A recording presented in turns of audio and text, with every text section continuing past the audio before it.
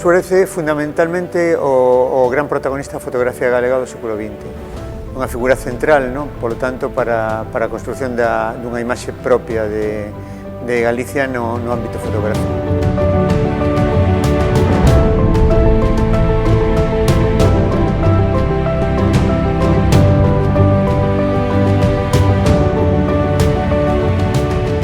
Nesta exposición podemos ver, digamos que un amplísimo abano da obra fotográfica de José Suárez desde os seus inicios, que se producen nos anos 30 en Salamanca, onde estuda a carreira de Dereito, ata o final da súa trayectoria vital, de novo en Galicia nos anos 70. E polo medio, pois, un amplísimo abano en que están as súas series máis importantes, entre esas serie Mariñeiro, realizada nos anos 30, en Galicia, as series de América do seu período de exilio, nos Andes ou en Sudamérica fundamentalmente, a serie do Xapón, tamén moi importante, e a serie da Mancha que realiza a súa volta do exilio. É dicir, que realmente temos un percorrido moi amplo pola trayectoria artística do fotógrafo José Suárez.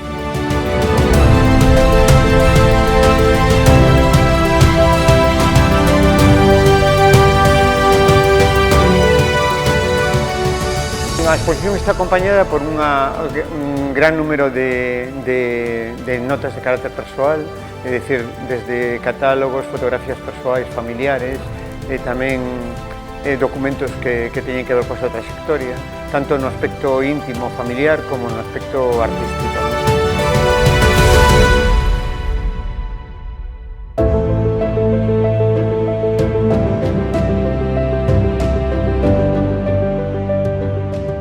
Toda a trayectoria artística ten momentos en que acabamos por entender como máis importantes, non?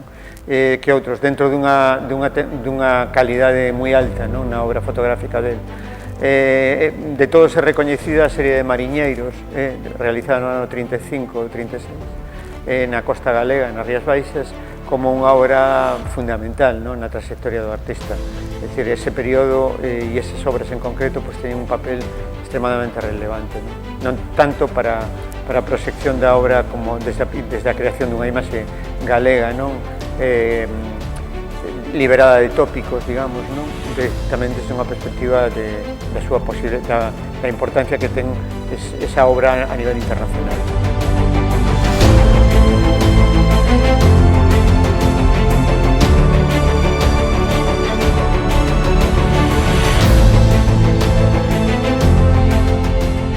Tamén é importante a galería de retratos de amigos, sobre todo exiliados, e tamén escritores que tiveron unha importancia grande na súa trayectoria. Unamuno, en primeiro lugar, como decía, pero tamén o caso de Colmeiro, de Pérez de Ayala, de Bergamín, non?